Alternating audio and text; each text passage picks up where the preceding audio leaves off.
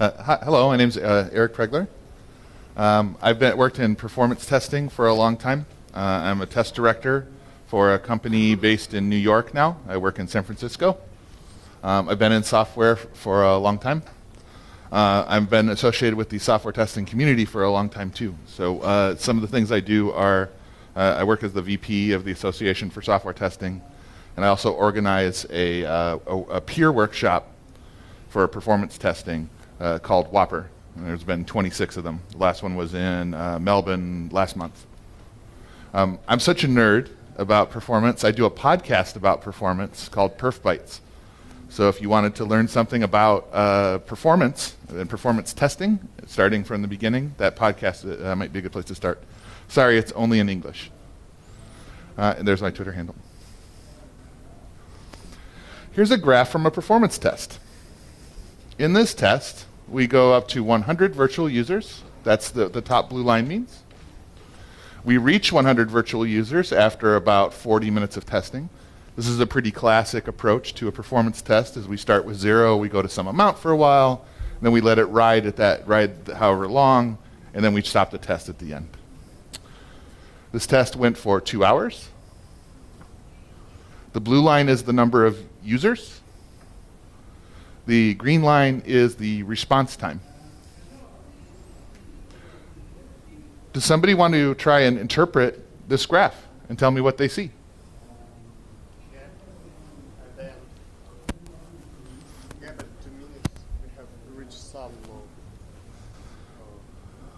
maximum efficiency, and then we just dropped. Oh, yes, right here at the very end, that blue line means we dropped from 100 users to 0. That's just an artifact of stopping the test. So Yeah. we have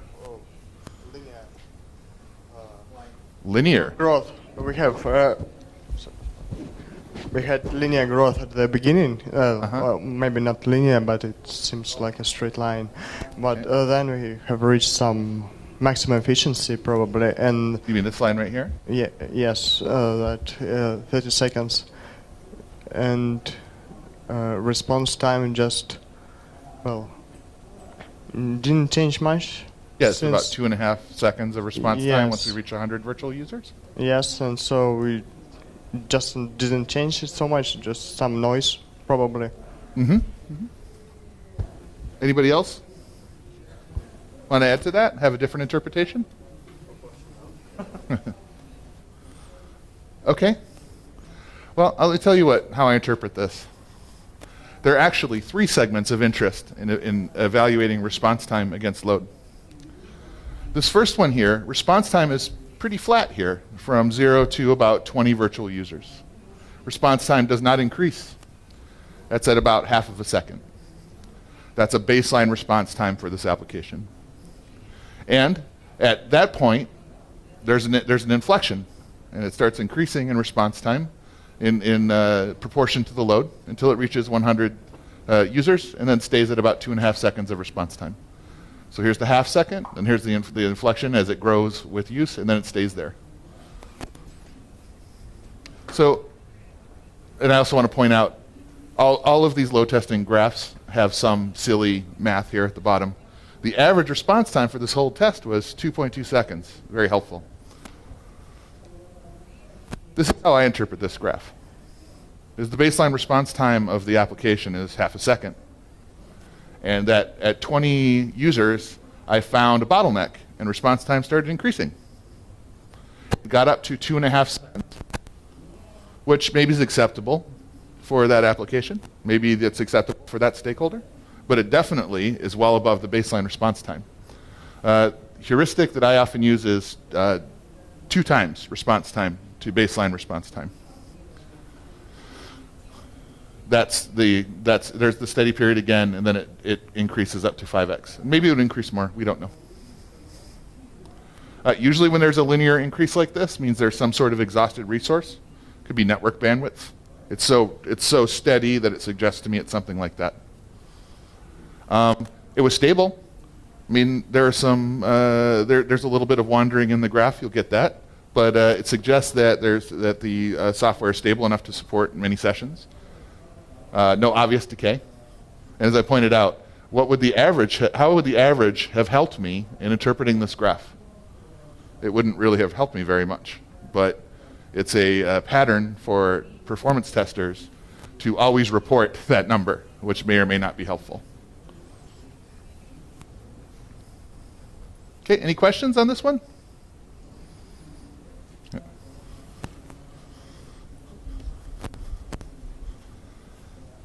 I'm not sure why you think that, well, the graph, despite the number which is average circled, it's no interest. I wonder why the graph itself is the average page response time. Whether many people actually care about quantiles, like you want 99% of your connections to fit into the window of like 2 seconds, and if even one connection exceeds this limit, there's something broken in your system. So do you think these times are relevant at all or not? I think that this could have been relevant if the sampling period didn't include both a period of time where the system was running well and a period of time where it was running. I'm not speaking about numbers on the bottom. Okay. I'm speaking about numbers on the graph itself, and I also don't find them very relevant because average response time does not really show the responsiveness of your system. If you have 100 requests and 99 of them pass quickly and one is really slow, you'll have a good average on the graph. Each point of the graph will be fine. But if you look at quantiles, like what is the 99 percentile, it will be going to be bad. We agree. And I was kind of complaining about how these could be misleading. That's the point I was hoping to make there. Any more questions on this? I've got more. Okay, let's see if these are more interesting. Here's a graph. It shows a load test that ran for 70 minutes. The yellow squares is the number of concurrent users that are running. It reaches 2,000. The red line is the CPU measurement for one web server node. The blue line is the measurement for another web server node. Any interpretations for this one?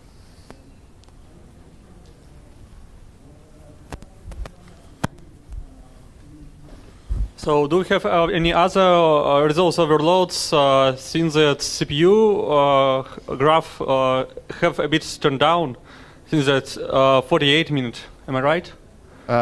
40, oops, sorry. Which minute? 48? 48, yeah. We have a bit CPU relief, and does it mean that we have some other hardware overloads at this point? Could be. Any other observations? Probably load balancing is broken. Well, yes. Well, yeah, that's the single most common thing I found in testing a production system is that somebody has the load balancer wrong in the test environment. And that's exactly the explanation for why one node is busy and one is not. That's usually the first place to look. That would be my heuristic. But I can still look at that test and interpret it as it's likely that, despite the fact I have bad information about capacity and response time, that at least from a capacity perspective, given that I didn't reach an operating range here until I was more than half of the load, that 2 nodes is likely enough if I get my load balancing right. That's about all I can learn, as well as diagnosing the load balancer. Let's look at another one. In this test right here, ran a test for 12 hours. The user load went to 100 and stayed there. We call this a soak test. It's a test designed to measure reliability and look for resource degradation. This blue line right here is the response time for a complicated transaction. So it's averaging about 7 seconds throughout this test. The red line is the CPU measurement for the one web server CPU. This one, there aren't any gotchas in this one. It's just it's meant to be a long-term test. It suggests that the system is stable. But I'm going to show you another test I did with the same transaction. Here we're going to 500 users. Sorry, excuse me, to 200 users. That's the gray line. The red is, again, the CPU for the web server. And the blue is the response time for the same key transaction. that we saw an average of around 7 seconds when we ran a long-term soak test. And for this graph, it shows an average of almost 13. And some of these big spikes here sorry, I've cut off the right margin, but they've gone quite long. And then this red line right here is essentially the average of the CPU for that time, kind of to provide a horizontal line. Any interpretations of this?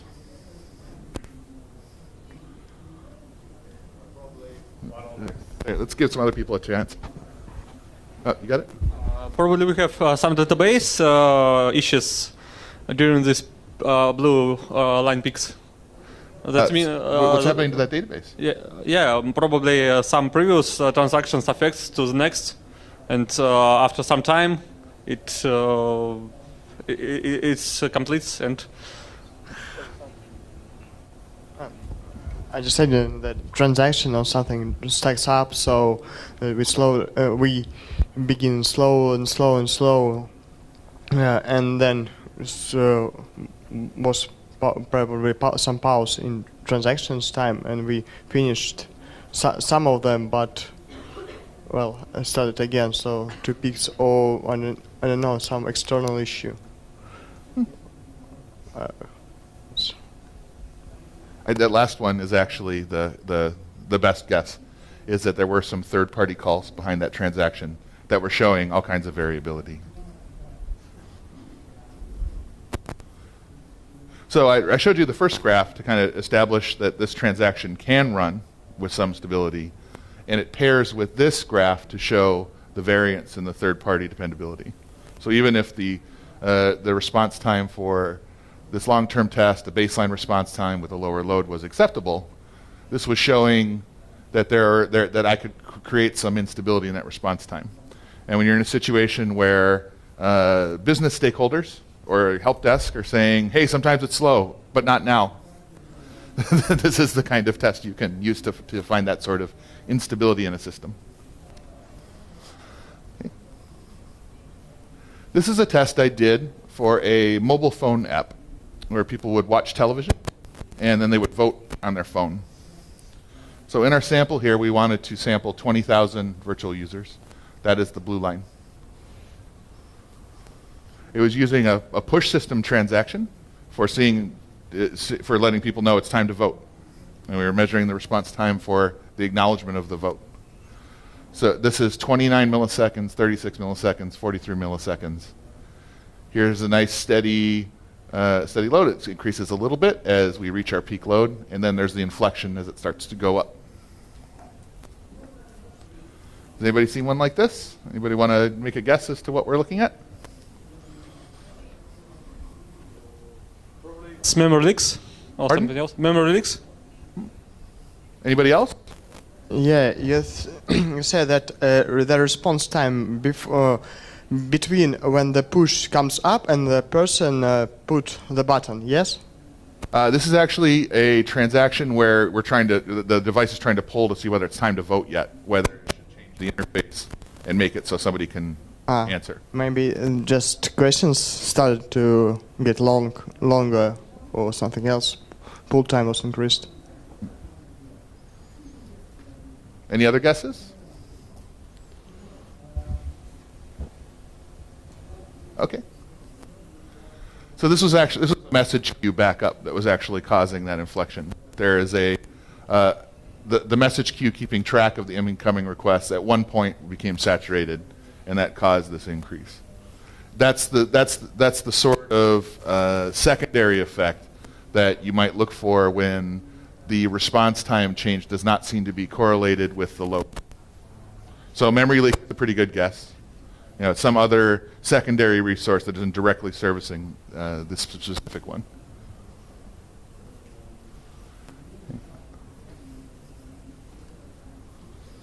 Okay, I want to talk to you a little bit about concurrency and how we model how many users to use in a load test.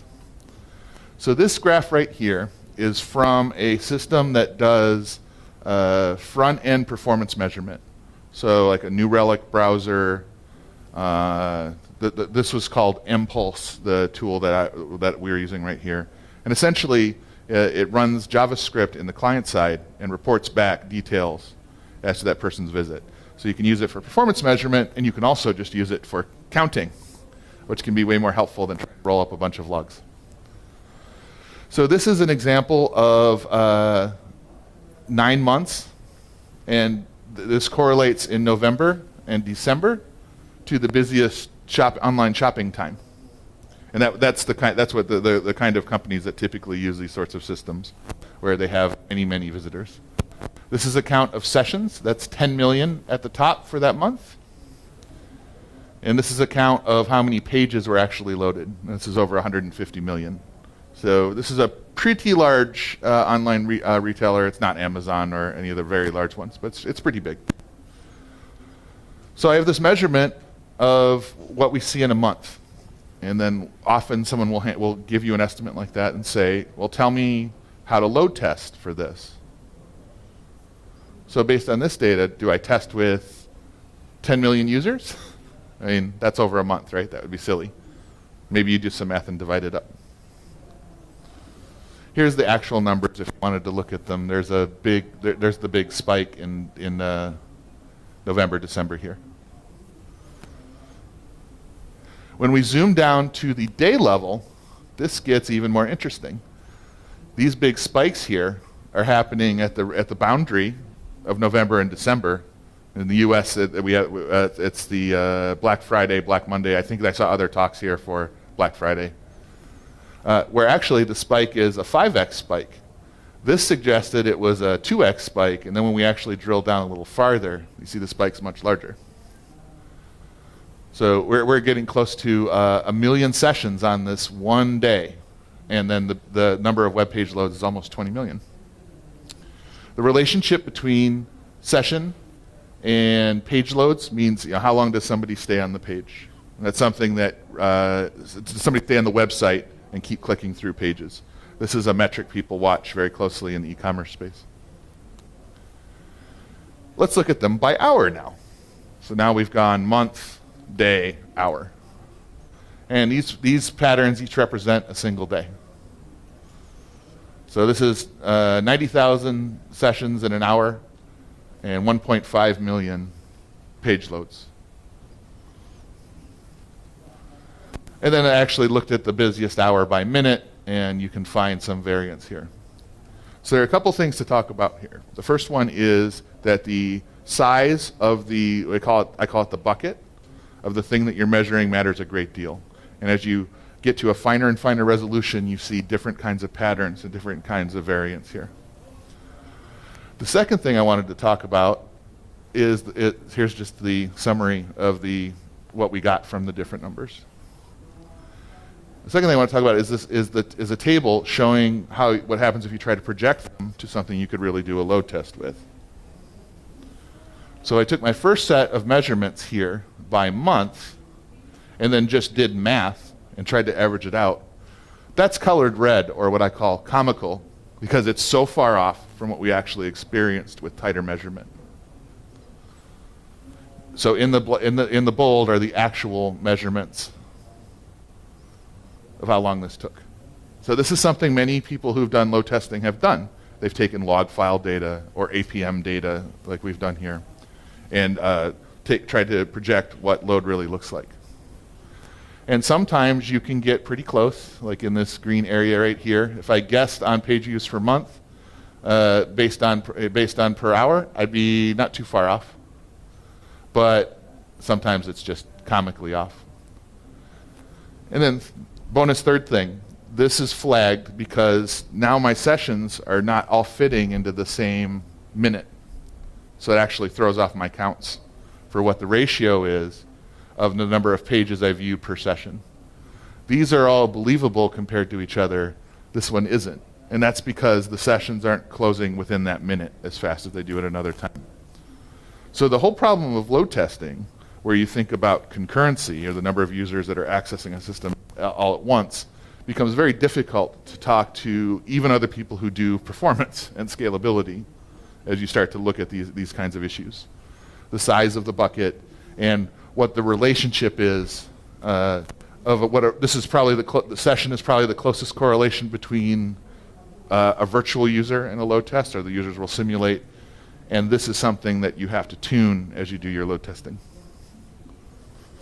You can remember that bucket thing for later.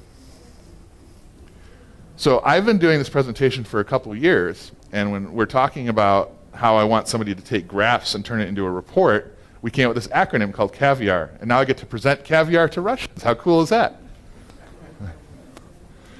Collecting, aggregating, visualizing, interpreting, assessing, and then reporting. So this is more or less the process of taking, running a load test, and turning it into something we can do anything with. I know that's not the expensive CAVIAR, but that's what I can afford. Right. So collecting. As we run a test and we look at graphs, what kind of information should we be looking at? Well, are the results valid? Do I actually do as much load as I think I'm doing in my test? And this is something people miss all the time. A load tool may not be accurate in telling you what work it really did. It can be breaking, just like all of your brittle test automation, and you might not know. So I recommend cross-checking. Did I really create that many orders? Did I really see this many log entries? Because I want to prove that all of my results are valid in the first place, that I really simulated what I thought I simulated. I'm also looking at errors. Not only how many errors did I get, but what does their arrival pattern look like? One heuristic people often use is that load test, 99% successful transactions means you haven't followed the whole, by followed I mean screwed up the results with too many errors. But the arrival pattern of the errors matters too. Do they arrive all at once? Then you probably broke the system somehow. If you see intermittent errors throughout, that could be background noise. Most load tests have a few errors at least because of random TCP hiccups and things like that.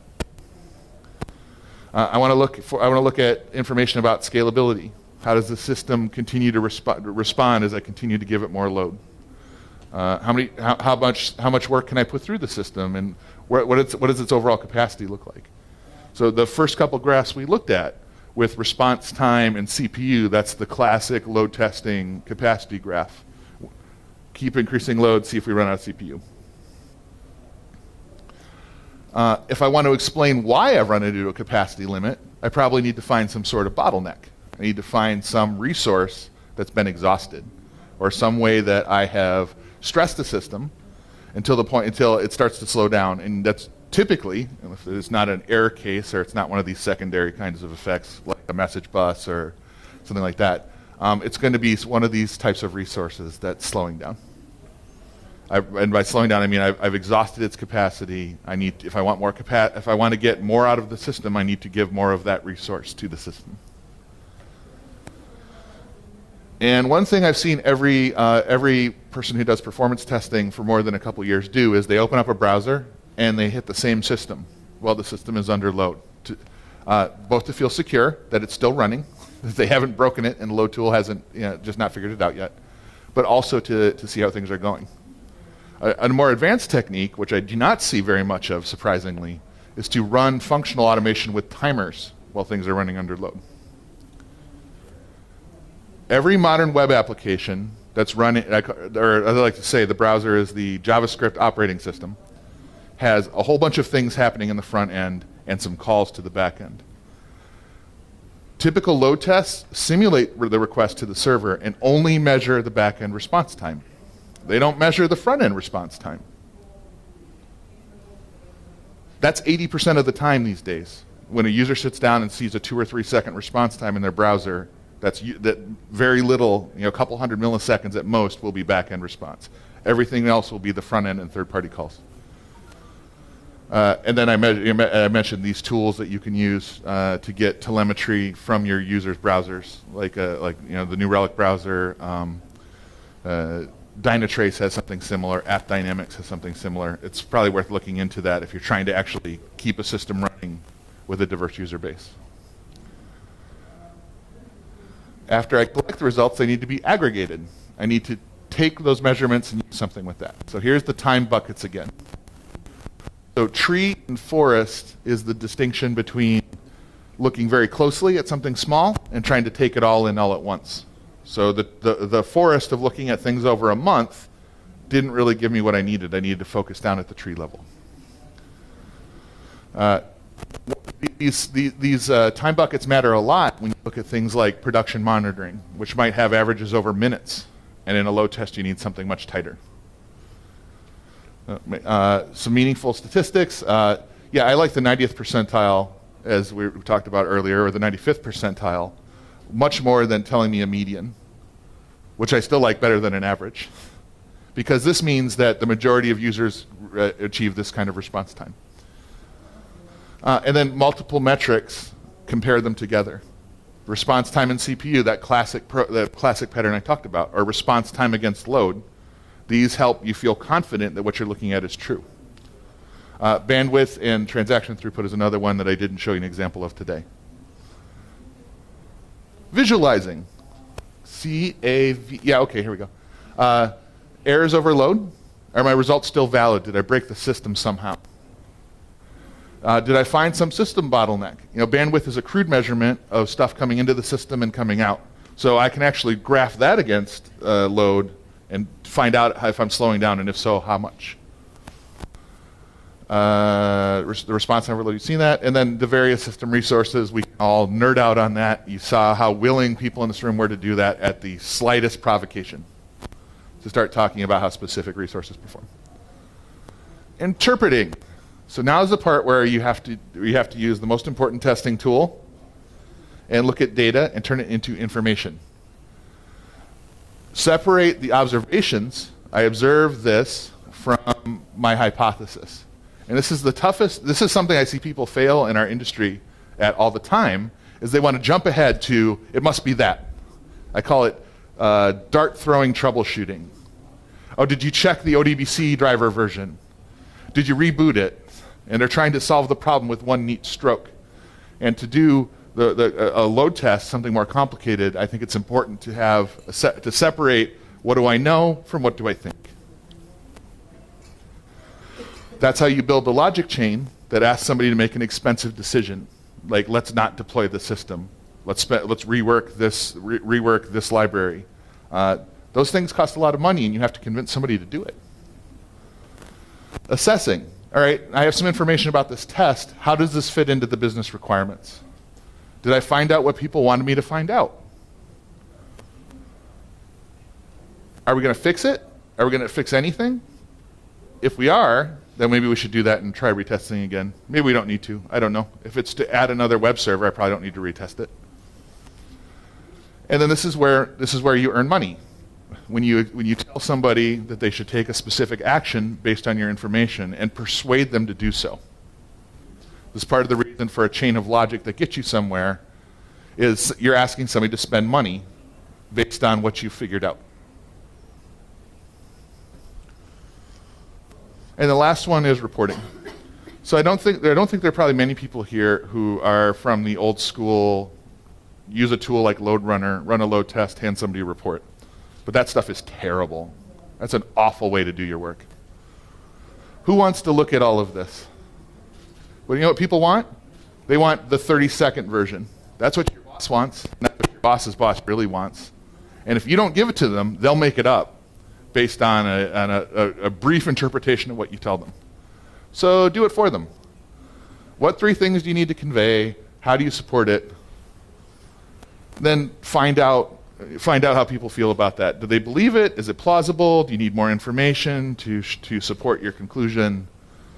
Does the DBA agree that you found a locking problem in their database, or are they going to speak up in the meeting and say, no, that can't possibly be it? It's very helpful to go see the DBA by yourself and say, hey, I think I saw this thing. What do you think? And get their buy-in. The best kind of reporting is where the stakeholders are all there, and as you're describing things, they're going, that makes sense, as opposed to having to debate it in some sort of forum, where it turns into a who's better at arguing contest. And so that's CAVIAR. I hope you enjoyed it. It was hopefully less expensive. So you have any questions about any of this?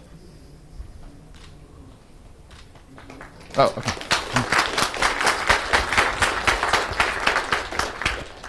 Вопросы, да? О, супер. So, speaking of graphs, we maintain a real-time production system, and we have actually tens of thousands of graphs. So we have all these panels with aggregated data, and there's anomaly, we zoom in and look into particular graphs, a host, and so on. And this works really well in the real production system. This works well when we do some pre-stable deployment to analyze, but it doesn't really work with automated testing. If I make a commit, I would like to know how it affects the performance, and I still am not aware of a good method for a machine to look into tens of thousands of graphs and find anomalies in them. We can measure stuff like quantile, average CPU spent per request, and so on, but it's all very rough. And when we deploy things to production, we actually see, we see a slight rise in the 99 quantile, and it correlates with the network interface count packet drops, and we see that, but it's a bit too late. I mean, it's already running. I mean, do you know how to actually automate this and integrate this stuff into continuous integration? Okay, so I think there's two separate questions. Let me tell you why. Probably, okay. All right, so if I'm testing in continuous integration, what I really want to know is, did I make it worse? So I can compare measurements like 95th percentile response time in a small test versus my results from yesterday or whatever my baseline is, and I can use that as a failure condition to kick something out of a pipeline. I might look for an error count. I might look for a CPU threshold, but it's kind of a separate. It's very different from a automated functional test where you're looking to confirm that things are okay, as opposed to looking for thresholds that you cross and kick it out. Now, the second part of your question, I think I heard, was making correlations and being able to give you some sort of expert opinion about that. People have been trying to do that for a long time, and the consensus I've seen is if you're in one place and you have enough time, you can build your own heuristics into it. I haven't seen anybody make a toolkit that just works for people to randomly pick out a metric that might work with it. There is a load tool called NeoLoad that tries to do that, and it will like shade graphs when certain resources achieve thresholds and things like that. But I've only seen custom work that does that effectively. Is that the questions you're asking? Yeah, basically yes. But speaking of the second part, is clear, right? All heuristics are really fragile. Yeah. But speaking of continuous integration, I mean, have you actually seen this system to work and catch like 99% of issues? Because you measure the average and it's fine, but then you release and find out that something wasn't measured actually in your continuous integration, which you see by your eyes on the graph. Something is going wrong, but this wasn't covered in the testing. So when I've seen it work effectively, it's been using multiple checks, not just response time, also error counts, also CPU, and looking for, hey, why is CPU so low? It shouldn't be so low. What happened? We didn't get 10 times more efficient yesterday. And that catch seems to catch a lot of the false positives, and it's usually pretty good about catching gross performance issues. Small performance issues, it's a little harder. Okay, so we're not alone.